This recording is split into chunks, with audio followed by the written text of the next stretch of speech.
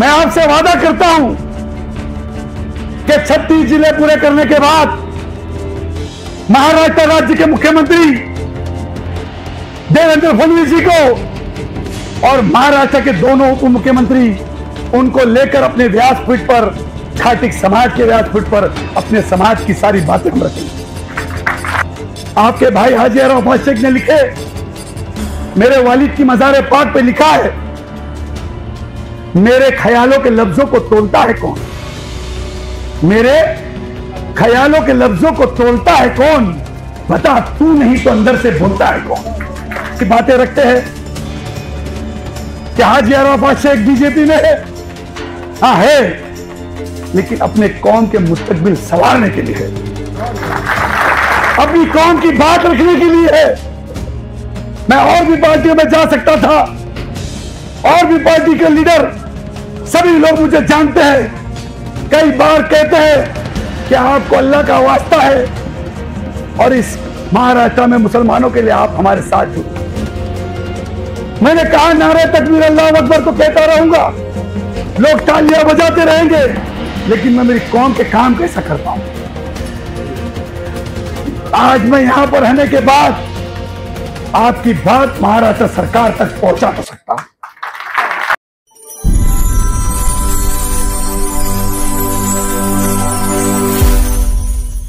चांद बनकर सितारों के दरमियान रहो, क्या फूल बनकर बहारों के दरमियान रहो, चांद बनकर सितारों के दरमियान रहो, और कमी ना हो आपके चाहने वालों की दुनिया में, और कमी ना हो आपके चाहने वालों की दुनिया में। आप जहाँ भी रहो हजारों के दरमियान रहो, आप जहाँ भी रहो हजारों के दरमियान रहो।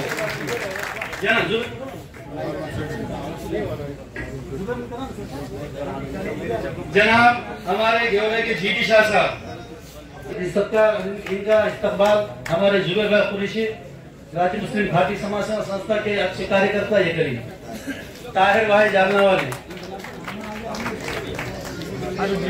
इनका इस्तकबाल मुस्तफा भाई कुरैशी जिला अध्यक्ष भीड़ ये करेंगे।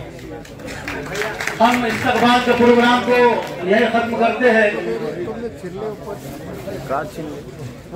इरफान भाई कुरैशी वासी वाले, एक बड़ी पाक जगह है,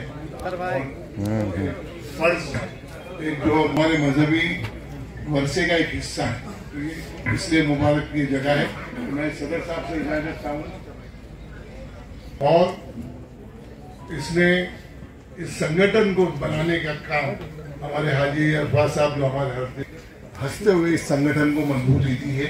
और मेरी उम्र 75 साल की है, और मैंने अपनी जिंदगी में कभी भी पूरे महाराष्ट्र की खटिक समाज को एक जगह जमा करते हुए किसी को भी नहीं देखा। हमारे हाजी भाई का वर्षा भी है और वतीरा भी है, और ये अल्लाह ताला की नुसरत है उनके साथ कि आज इतने बड़े समाज को 30 लाख का समाज है ये, और उस समाज को की नुमाइंदगी वो बड़ी ताकत के साथ करते हैं। बहुत सारी अपेक्षाएं लोगों की, आज सत्ता के गलियारों में आपकी बात रखते हैं। मैं नहीं समझता और कोई दूसरा नेता है जो आपकी नुमाइंदगी सत्ता के गलियारों में करे, चाहे पार्टी कोई भी। उस शख्स की कीमत यह है कि हर दिल अजीज आदमी है। आज देखिए MIM के भी लोग यहाँ बैठे हैं, तो बड़ी बात है ना कि ये सबको जोड़कर चलना, उनकी अपनी जो हैसियत और उनको बनाने में वो उनका हिस्सा है, उनकी मेहनत है, उनके माँ बाप की दुआएं हैं, हम सबकी ख्वाहिशात, तो वो आज इस जगह पे पहुंचे हैं और हमें संगठित किया। अब हमारा फर्ज ये बनता है कि ये के साथ चला है। अब हमें इसको दुगनी तिगनी चौगनी और 10 गुना और 100 गुना ताकत देनी है, और वो ताकत एक ही शक्ल में आएगी कि पूरा महाराष्ट्र खाटिक समाज एक जगह पर संगठित हो जाए। और उसका पहला कदम हम लोगों को ऐसा लगा आने के बाद कि ये मराठवाड़ा की जो सरजमीन है वो सबसे जरखेज सरजमीन है। कई तहरीकें यहाँ से उठी है और कई तहरीकें कामयाब हुई है, और ये तहरीक को ज्यादा ताकत, ये बहुत ताकतवर तंजीम है, ये छोटी तंजीम नहीं है, बहुत ताकतवर है। हम देखे, हम दिल्ली में भाई के साथ जा चुके हैं, हर जगह हमारी नुमाइंदगी उसी शान से होती है। और आपको जो आज इज्जत मिलती है कि आपको वेलकम किया जाता है, आपको लाइन में खड़ा किया जाता है, आज 36 जिले के अंदर हमको ये ताकत को मजबूत करना है, उसकी इब्तदा हम जो है यहाँ से करने जा रहे हैं। और इतना बड़ा मजमा इधर बैठा है, उतना ही नीचे भी बैठा है। ये इस बात की गारंटी है कि इस समाज का मुस्तकबिल बहुत रोशन है। जितने बूढ़े हैं उनसे कहीं ज्यादा नौजवान हैं। मैं हाजी भाई से एक ही गुजारिश करूंगा कि हमारी सेकंड लाइन को तैयार करें, आपको सेकंड लाइन को, थर्ड लाइन को भी तैयार करें और इनको मौका दें ताकि ये आगे बढ़े। और ये मौका देंगे, लेकिन मौके का फायदा कौन उठाएगा? कैप्टन जो होता है ना, टीम की वजह से जीतता है। उसकी टीम अच्छी होनी चाहिए जब जाके वो जीतता है। लीडर वही है जिसके साथ में फॉलोअर, आप देख रहे हो, लीडर वही है जिसके साथ फॉलोअर। आपको मांगना तो बहुत है, आप अपना हक समझ के मांग भी सकते हो। आपका नेता है, आपका भाई है, आपका बेटा है, सब कुछ है, लेकिन आपको अपना फर्ज भी तो अदा करना पड़ेगा ना। अभी आपकी इस समाज के बेदारी के लिए यहाँ पर हम सब में मौजूद है हरदिल अजीज, आपके चहेते हाजी अरफात साहब, हमारे बीड़ जिले की जान शान मान जावेद भैया कुरैशी, कौम के बेदारी के लिए लड़ने वाले एमआईएम के जिला अध्यक्ष एडवोकेट शकील भाऊ, मंच पे सभी बैठे इज्जत अफजाई लोग, मेरे भाइयों, बुजुर्गों और दोस्तों, तुम न बदलो मगर जमाना बदल रहा है, तुम न बदलो मगर जमाना बदल रहा है, चिराग वहां जलाना है जहां अंधेरा हो। हमारे अभी एक बुजुर्गों ने कहा कि महाराष्ट्र में 30,000 अटीक समाज है, 30 लाख, और उसकी नुमाइंदगी के लिए हाजी अरफात साहब को हमने चुना है। अज़्म होता, हौसला होता, दिलों में डरना होता, न बढ़ते हम फिरकों में तो सारी दुनिया में दबदबा हमारा। मैं अल्लाह से उम्मीद करता हूँ कि हाजी अरफात साहब को महाराष्ट्र के 3 करोड़ मुसलमानों का नेतृत्व करने की संधि ये हस्ती इतनी सादी नहीं है। 1.5 घंटा एक बंदा इनके बंगले पे इनको मिलने के लिए ठहरता है। ये मैंने मेरे आंखों से देखा। और इस आने वाले दौर में जो इस कौम के साथ ईमानदारी से काम नहीं करेगा, अल्लाह उसको गारत करेगा। अरफात भाई, हमें मालूम है सियासत कौन करता है, हमारी हिफाजत कौन करता है। तुम इन्हें लाज रखिए महाराष्ट्र के मुसलमानों की, वरना सभी टुकड़ों पे पलते तो बगावत कौन करता है।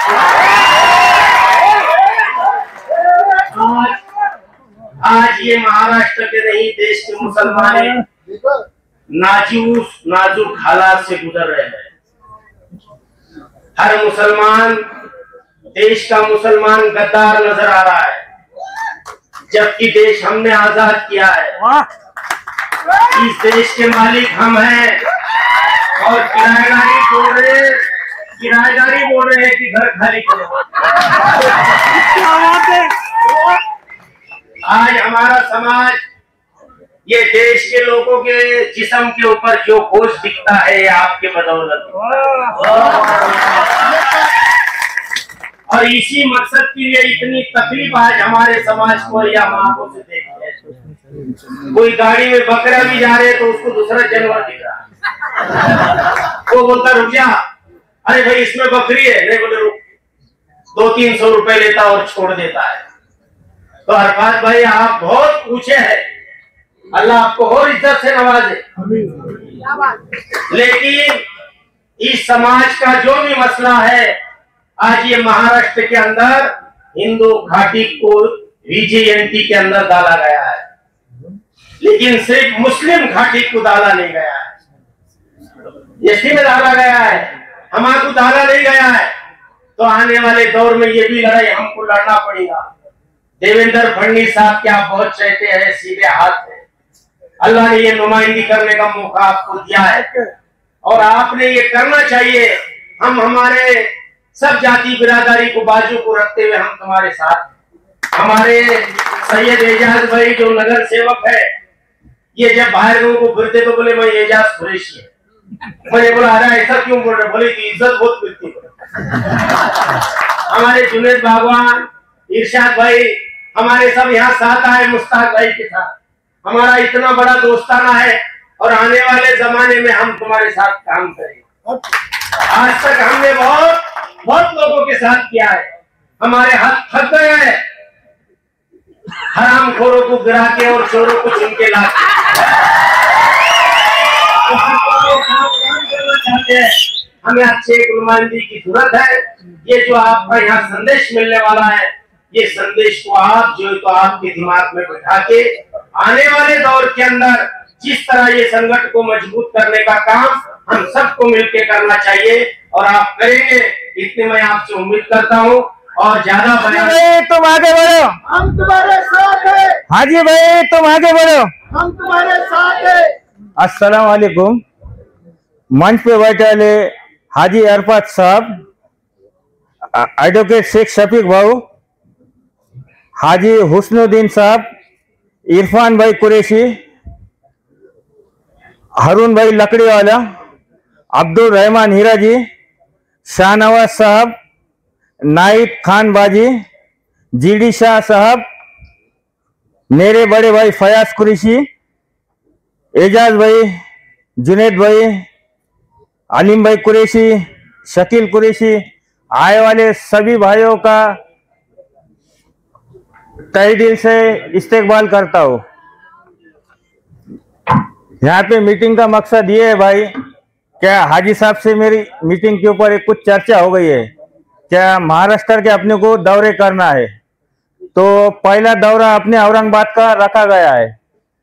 तो हाजी साहब से मेरी बात हो गई, क्या हर जिले के 3 प्रोग्राम लेंगे। तो हाजी साहब की और मेरी कुछ ये चीज पे डिस्कस हो गई, क्या एक एक जिले का मतलब प्रोग्राम लेंगे। तो हमने मतलब ये तय किया कि आने वाले दिनों में क्या हम मराठवाड़े के और महाराष्ट्र के दौरे करेंगे। तो हाजी साहब बोले कि ये 3 जिले का पहला औरंगाबाद के अंदर प्रोग्राम लेंगे और यहाँ से आगाज देंगे मतलब प्रोग्राम को अपन। तो हमने 3 जिले के दौरे करे, मतलब जालना, औरंगाबाद और बीड़। ये दौरे के अंदर मतलब हम सब तालुके से फिरे और तालुके में मतलब हर कुरैशी भाई का बोलना ये आया, क्या हाजी भाई से आप गुजारिश करें, क्या हमारे 3-4 मसले हैं। मैं बोला ठीक है भाई, हाजी साहब को मैं बात करता हूँ और हाजी साहब के सामने ये मसले रखता हूँ।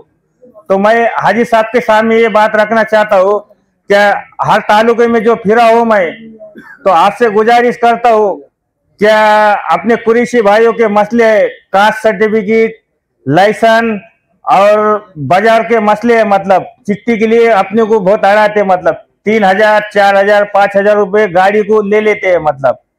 तो हाजी साहब से मैं गुजारिश करता हूँ क्या हर तालुका, हर जिले से एक एक मीटिंग लगाए, कुरैशी भाइयों को मतलब कलेक्टर साहब हो, एसपी साहब हो, हर जिले के हिसाब से कुरैशी भाइयों को मिलाए, उनसे उनकी तारुफ कराए, परिचय कराए और जो भी मसले आएंगे, मेरे को उम्मीद है हाजी साहब से कि हाजी साहब कुरैशी भाइयों को हर सुख दुख में साथ देंगे।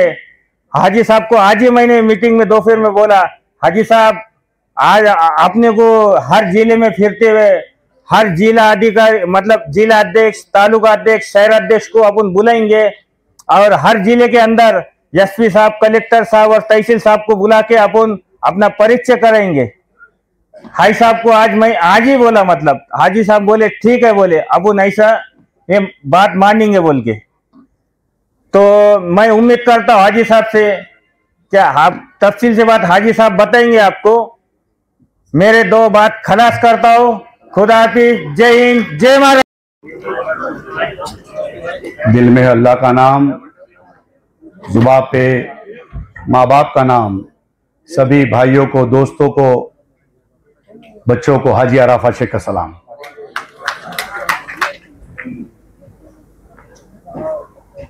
जब मैं यहाँ पे पहुंचा तो नमाज का वक्त था, आके इलियास भाई के बाजू में बैठ गया।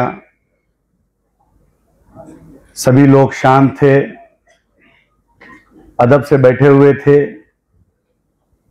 कुछ लोग ऊपर नमाज अदा कर रहे थे। ये देखकर इतनी खुशी हुई कि ये मेरा मजहब है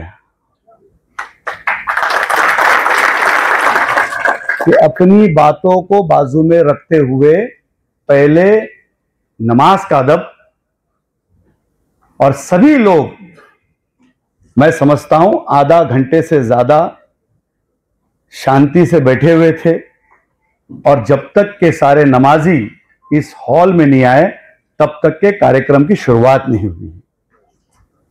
यह अपने आप में एक बड़ी बात है, और मुझे यकीन है इसका सिला अल्लाह तबारक व तआला आप सबको देगा। उसी वक्त मैंने सोच लिया था कि अल्लाह की रहमतें बरसेगी बरसेगी और बरसेगी। हम जिस मकसद से बाहर निकले उस मकसद में अल्लाह तबारक व तआला हमारे लिए आसमानी मदद भेजेगा।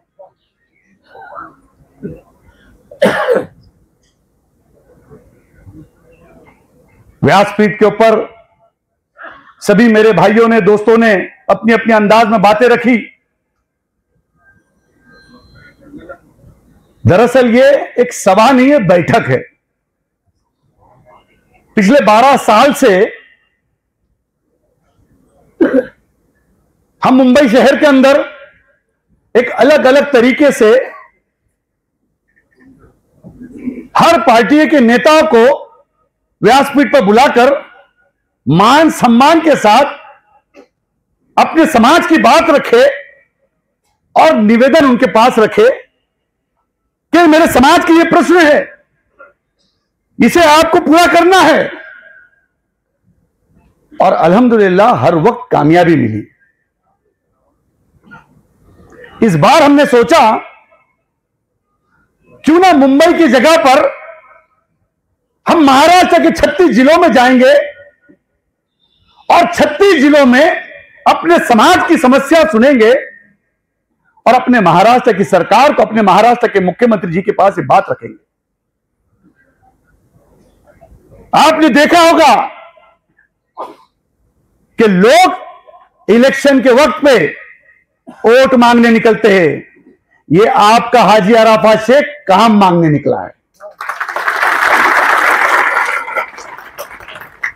मेरी हमेशा कोशिश रहती है कि मेरे समाज का मुस्तकबिल सवरे, मेरे समाज के बच्चे डॉक्टर बने, वकील बने, इंजीनियर बने, बैरिस्टर बने। ये हमेशा कोशिश रहती है। हमारे बुजुर्गों ने हमको पाल पोस के बड़ा किया, हम यहां तक पहुंचे, कुछ तरक्की हुई और हमारे लोगों ने हमारे बच्चों को पढ़ाकर उस काबिल बना दिया। मैं कुछ दिन पहले सऊदी अरब जा रहा था,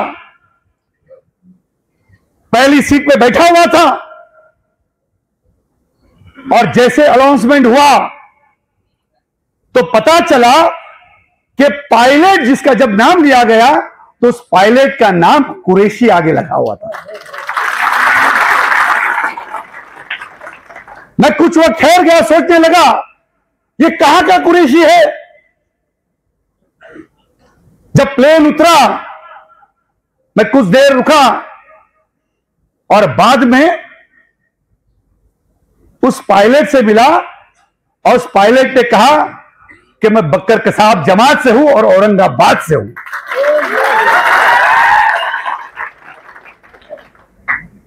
कुछ टाइम के बाद फिर एक फोटो आई कि हमारी बच्ची जो मीरा रोड की थी, एक कुरैशी की बच्ची थी और वो बच्ची बोइंग उड़ा रही है।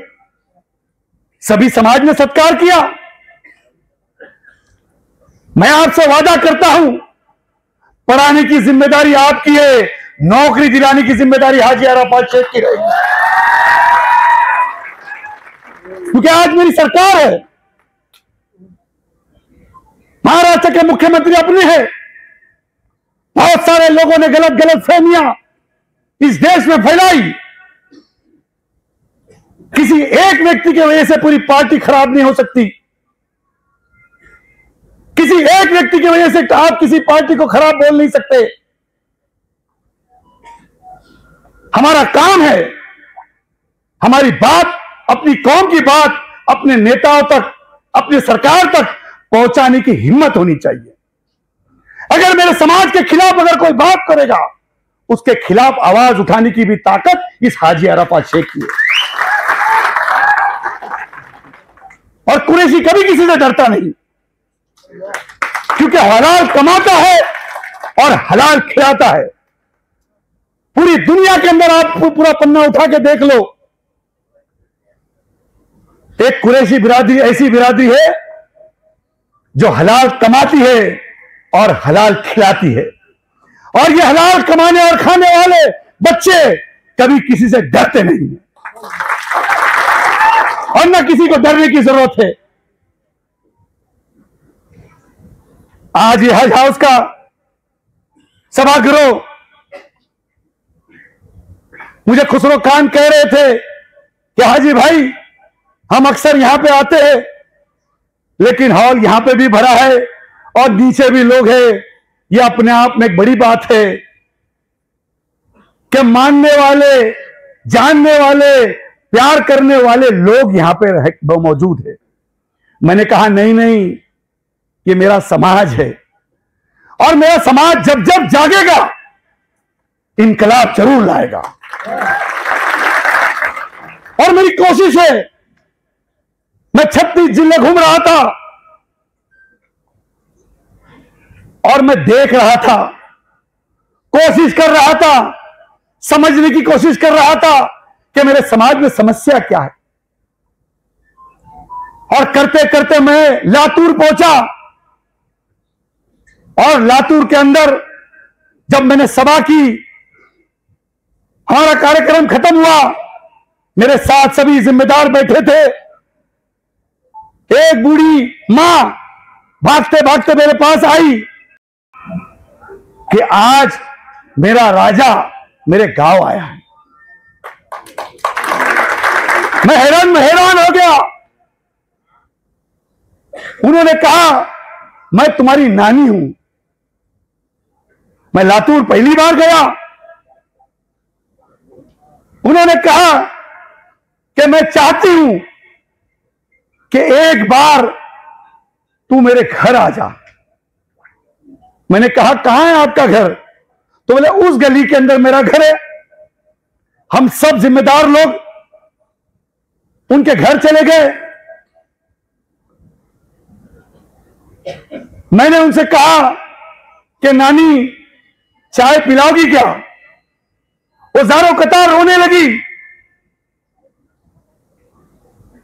और उन्होंने कहा कि तू मेरे घर में चाय पिएगा? मैं बोला हाँ बिल्कुल। मेरे घर में स्टोव नहीं है, चूल्हे पे खाना बनता है। तो मैंने कहा चूल्हे पे चाय भी मजेदार होती है और नानी की हाथ की चाय तो ज्यादा मजेदार होगी। मैं उनके घर चला गया, मेरे साथ एक एमएलए भी थे।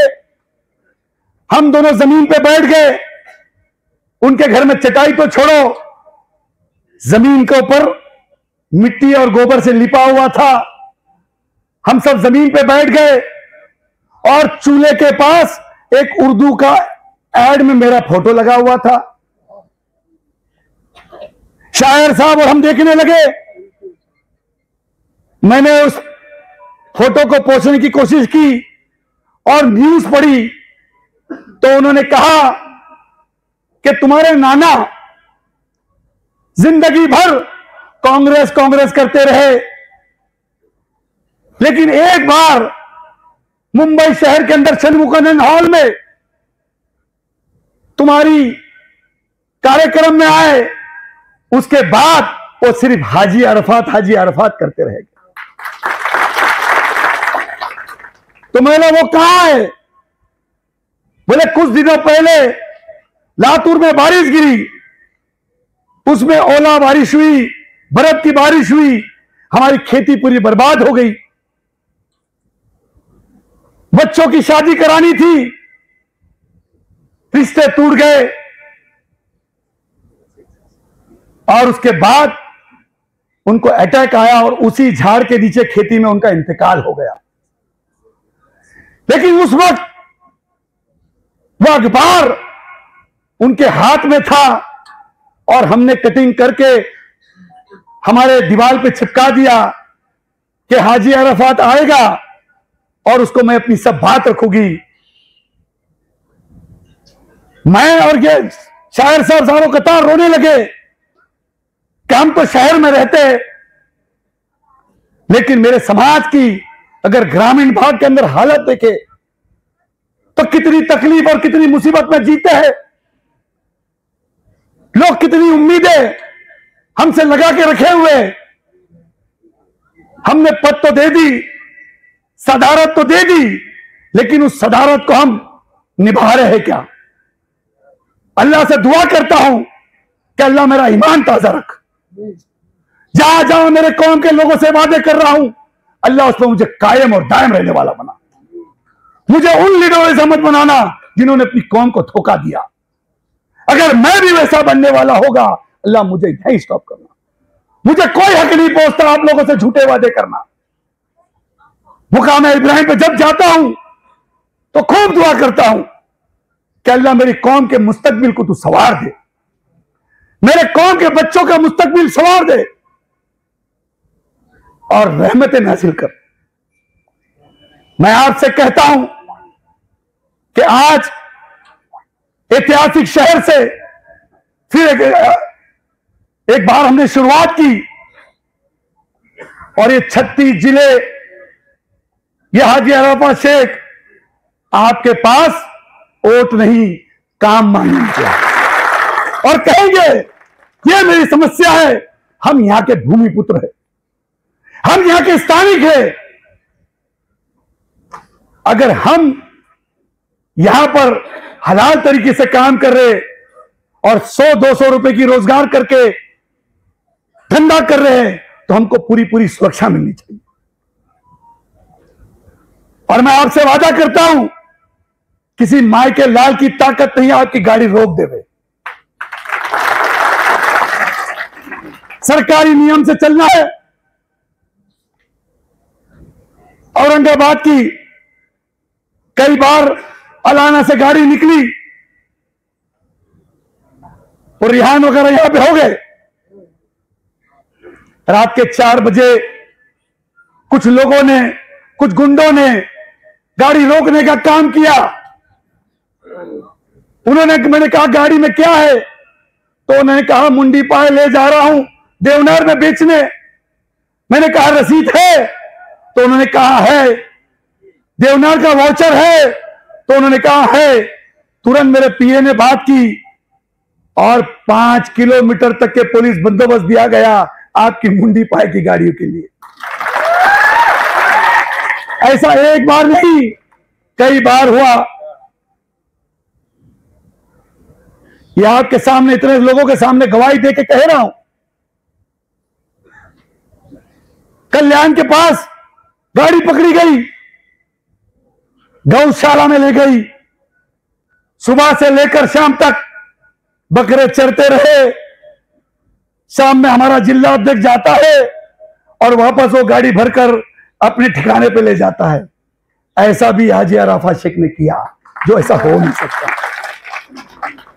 इतना कहूंगा, उल्फतों चाहतों का सिलसिला हो जाऊंगा, उल्फतों चाहतों का सिलसिला हो जाऊंगा, तेरे दर्द दिल की एक दिन में दवा हो जाऊंगा।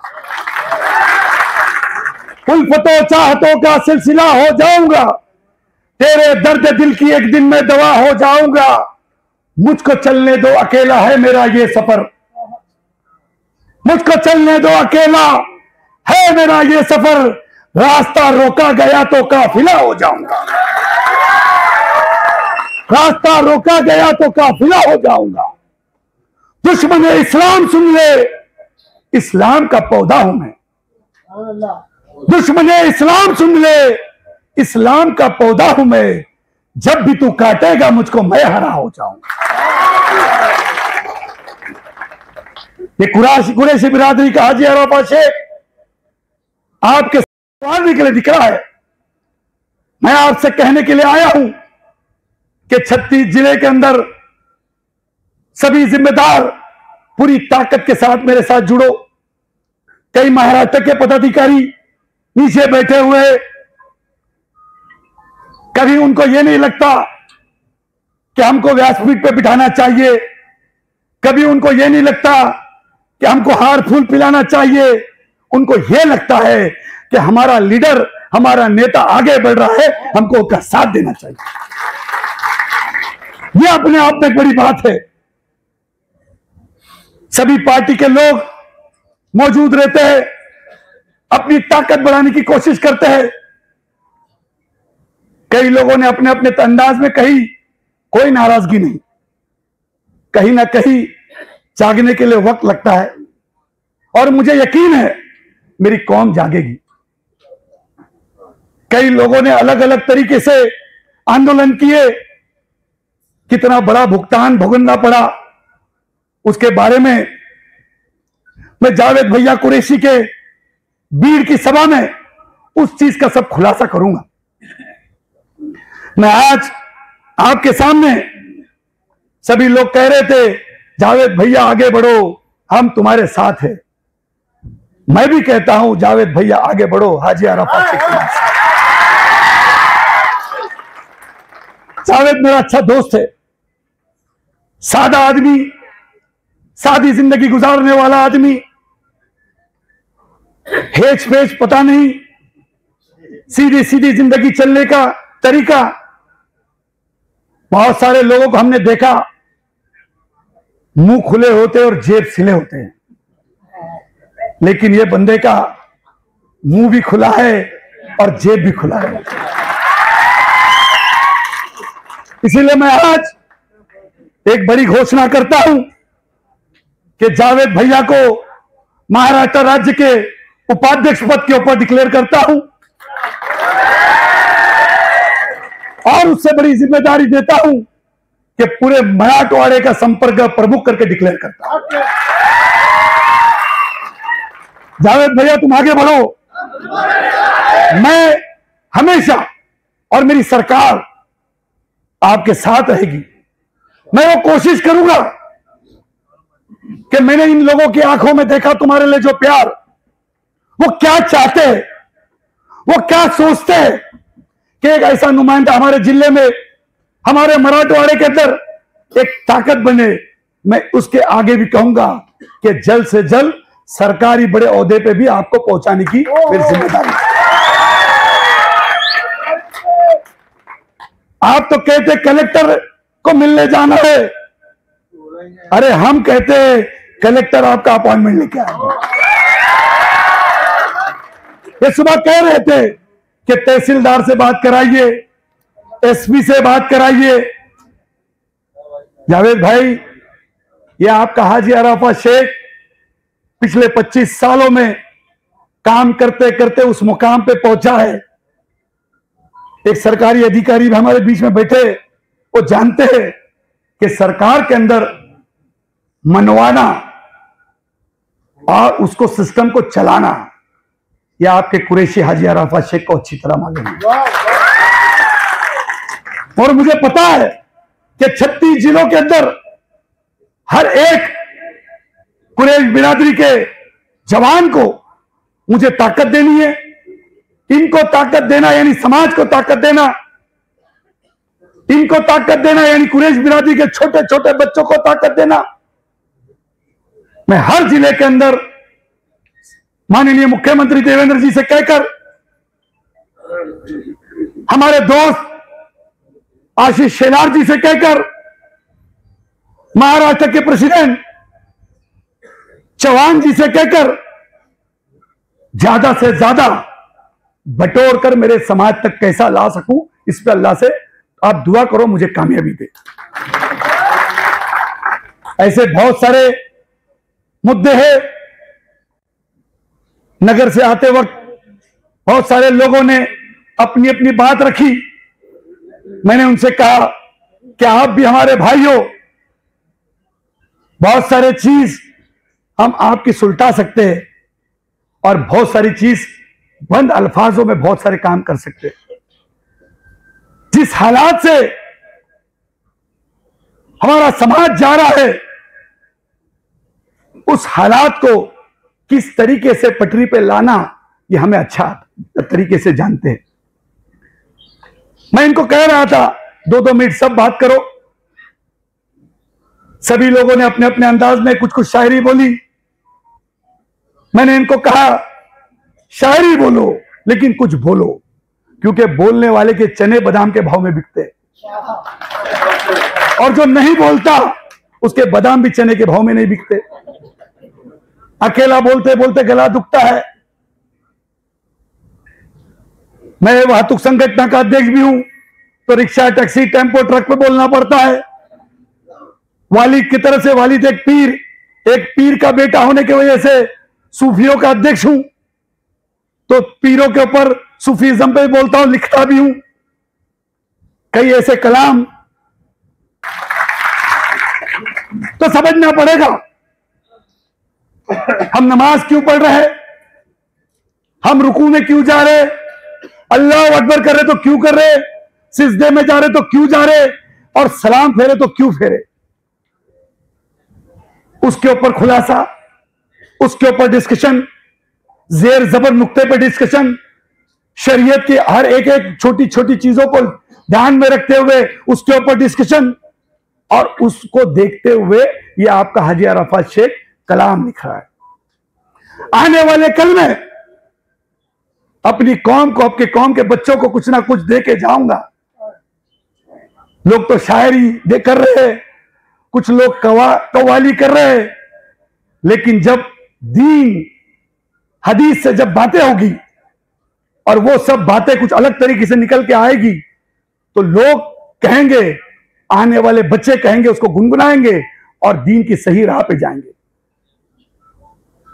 मैं अल्लाह से दुआ करता हूं कि अल्लाह आप सबके मुकद्दर सवारे, अल्लाह आप सबके घर में रहमतों की बारिश दे, अल्लाह आप सबके भर के बरकतों की बारिश दे। जो बीमार है उनको शिफा कुल्ली अता फरमाए, जो बेरोजगार है उनको रोजी अता फरमाए। अल्लाह जुल्म और सितम से हम सबको महफूज रखे, बचा के रखे। ये मेरी हमेशा दुआ है। और हर वक्त ताज्जुद की नमाज में मैं मेरे समाज के लिए, कभी भी ऐसा कोई नमाज नहीं होती है तो जब दिल से बात निकलती है तो आपका कोई बाल बाका नहीं कर सकता। और मैं उन लोगों से भी कहता हूं कि अल्हम्दुलिल्लाह आज तक हमारा बाल बाका करने वाला कोई पैदा भी नहीं हुआ, और न करेगा। पिछले 12 साल में हमने कोर कमेटी की डिस्कशन की, लेकिन कभी भी हाजी अरफात शेख ने यह नहीं कहा कि हम बंद पुकारेंगे, हम रास्ते पे उतरेंगे, हम दुकानों को बंद करेंगे, हम आंदोलन करेंगे, हम पैदल जाएंगे, हम भूखे रहेंगे। ये कभी भी आप लोगों से नहीं कहा। और पुलिस के डंडे खाएंगे कि मुझे पता है जो सीना चाप खाने वाले लोग डंडा कैसा खाएंगे, ताजा ताजा वो गोश्त खाने वाले लोग डंडा कैसा खाएंगे। तो वो सारी चीजों को समझ के, दुनिया में 2 किस्म के लोग होते हैं, एक सुलझावा और एक उलझा हुआ। सुलझावा आदमी हमेशा सुलझ के काम करता है, और उलझा हुआ आदमी हमेशा उलझ के काम करता है। अल्लाह ने दिमाग दिया, उस दिमाग के ऊपर ध्यान देकर मैं मेरे समाज को कैसे आगे ले जाऊं, मैं मेरे समाज का कैसा फायदा करूं। ये कौम कोई एड़ी कौम नहीं है। मैं हमेशा कहता हूं इतनी होशियार कौम है कि हम मंडी के अंदर हाथ भी नहीं लगाते, बकरा देख लेते दावन में, कितने की पट्टी समझ में आ जाती। कितने होशियार लोग होंगे, कोई एड़े लोग हैं।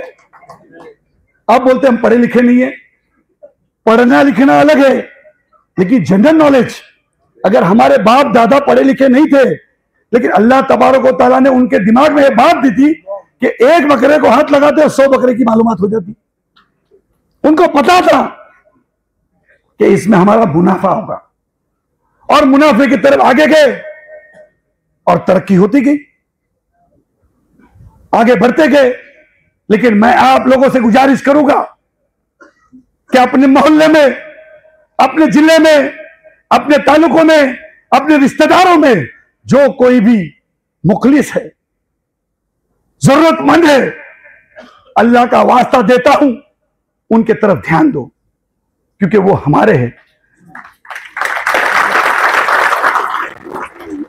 मैं समाज बोलकर नहीं आया हूं, मैं खानदान बोलकर आया हूं। मुझे यह भी पता है कि हो सकता मैं तुम्हारे लिए बहुत कुछ कर सकूं, अल्लाह मुझे कामयाबी दे, लेकिन राय बराबर की आपसे कोई उम्मीद नहीं रखता हूं, कि मुझे कोई उम्मीद नहीं है। मैं हमेशा कहता हूं कि बहुत सारे काम इस हाजी अराफात शेख ने कर लिए, लेकिन अगर मेरा इंतकाल संडे के दिन हो गया या होली के दिन हो गया या गटारी के दिन हो गया, तो लोग कहेंगे बहुत दुख हुआ, हमारे कौम का एक लीडर चला गया। अगर पीर के दिन होता तो मैं मेरे बच्चों के साथ जाता, तो मैं अल्लाह से दुआ करता हूं कि इतवार को ना हो। कि बात हकीकत है, और इस बात पे आपको हंसी भी आई, इस बात को आपने लब्बैक किया कि मेरी कौम कितनी पंचोल है, कितनी काम को लेके सिंसेर है, कि मंडी का दिन यह है और दुकानदारी का दिन यह है, इसके अलावा हमको कुछ नहीं पता। सीधी कौम है। मैं आपसे वो भी उम्मीद नहीं रखा कि आप मेरी इंतकाल के वक्त मेरे मैयत में भी आए, लेकिन फिर भी मैं मेरे कौम की जिम्मेदारी लेता हूं और कोशिश करता हूं कि आप लोगों के लिए मैं कुछ कर जाऊं, कुछ ऐसा कर जाऊं कि आने वाली पीढ़ी, मेरे जब खानदान में मेरे बच्चे जब जाए तो लोग कहे कि ये हाजी अराफात शेख के खानदान के लोग हैं, ये हाजी अराफात शेख का बेटा है, और उनको रिस्पेक्ट मिले, कहा कयामत तक के नाम कायम रहे, इतिहास रच के जाना है। इसलिए मैं आप लोगों के साथ पूरी ताकत के साथ अपना काम धंधा छोड़कर मील मील घूम रहा हूं। बहुत सारे लोग अपनी अपनी, आपको सही रास्ते पे ले जा सकता हूं, आपका मुस्तकबिल संवार सकता हूं, गलत राह पे जाने से बचा सकता हूं। तालियां बजाने से कुछ नहीं होता, पेट की बात है, दुकान की बात है, ये कैसा दे सकता हूं। ऐसे कई चीजों के हमने किए, और मैं नहीं चाहता कि हमने कौन से जिले में किसको किए। ऐसे 70 परिवार हमने ढूंढा जो मुस्तहिक है, जो जरूरतमंद है। हमने सिर्फ इतना कहा कि जावेद भैया आपके पैसे नहीं चाहिए,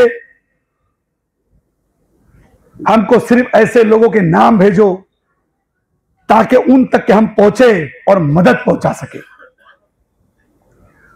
और मैंने फॉर्म शुरू किया, और उसके अंदर हमने फॉर्म इस तरीके से शुरू किया, एक लाल पेन और ग्रीन पेन।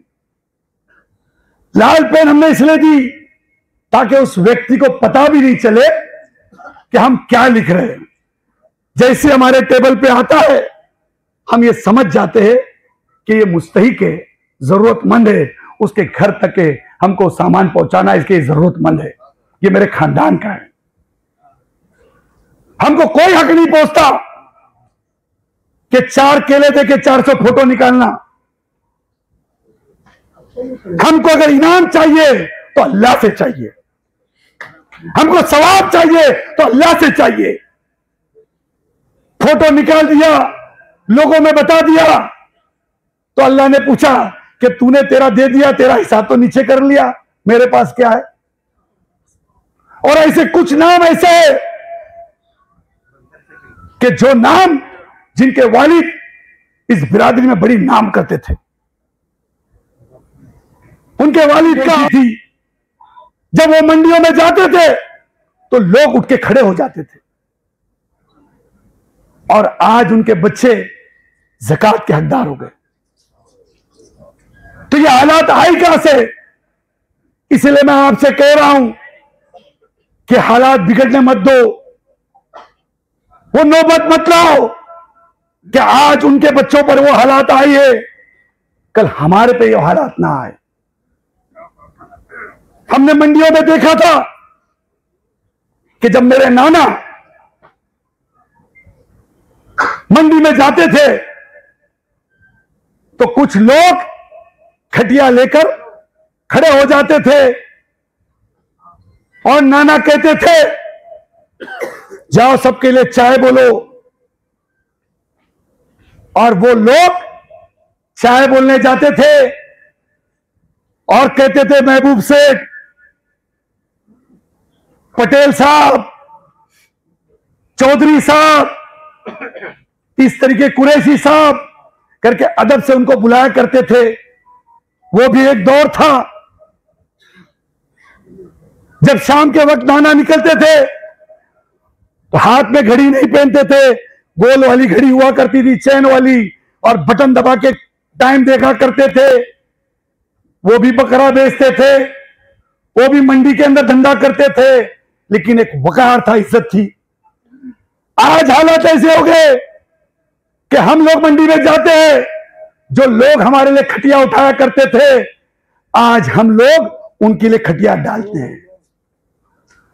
वो हमसे कहते हैं कि जाओ चाय बोल के आओ, और हमारे मामू, हमारे खालू, हमारे चाचा उनके लिए चाय बोलने जाते।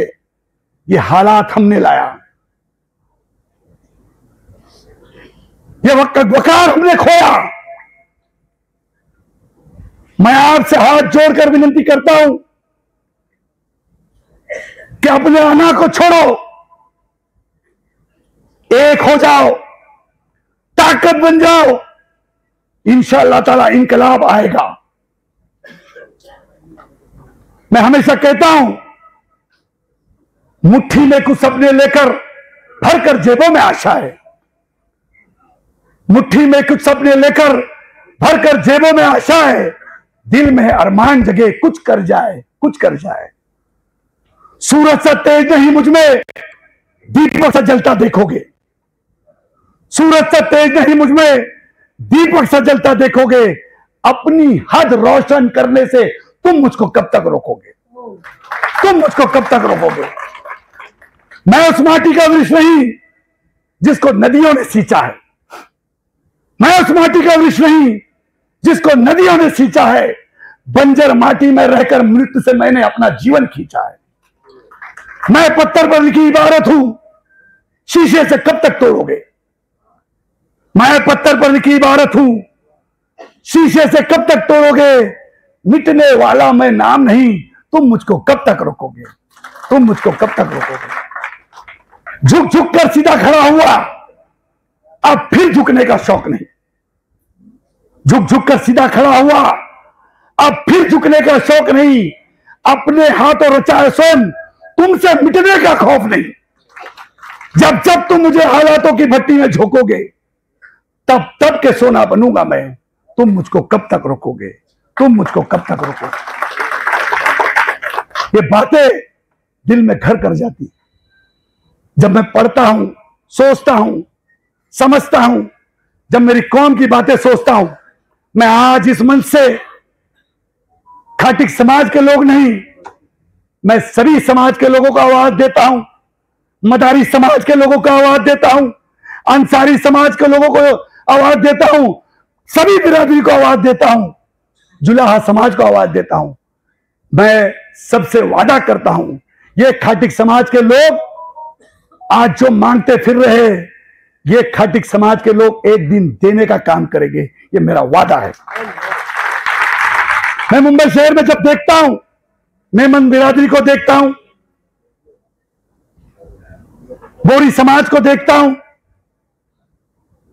और वो समाज को जब देखता हूं, वो देते हुए दिखते।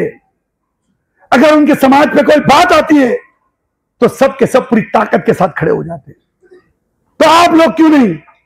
औरंगाबाद के अंदर कुछ ही दिनों पहले एक गोश्त की दुकान पे एक व्यक्ति जाता है, और झगड़ा करता है। झगड़ा करने के बाद हमारे बिरादरी के हमारे भाई को अपना ही सत्तूर उठाता है और जोर से मार देता है। मारने के बाद उसका इंतकाल होता है। उसके बाद उसके बिरादरी का उसका भाई उसको बचाने जाता है और सेल्फ डिफेंस के लिए अपने भाई की मदद करने जाता है। तो पुलिस जिन्होंने मारा उसको नहीं पकड़ने की जगह हमारे ही व्यक्ति को जो गोश्त बेच रहा है उसी को उठा के अंदर कर देती है और हम सब मुंह तकते रह जाते। क्यों आवाज बुलंद नहीं होती?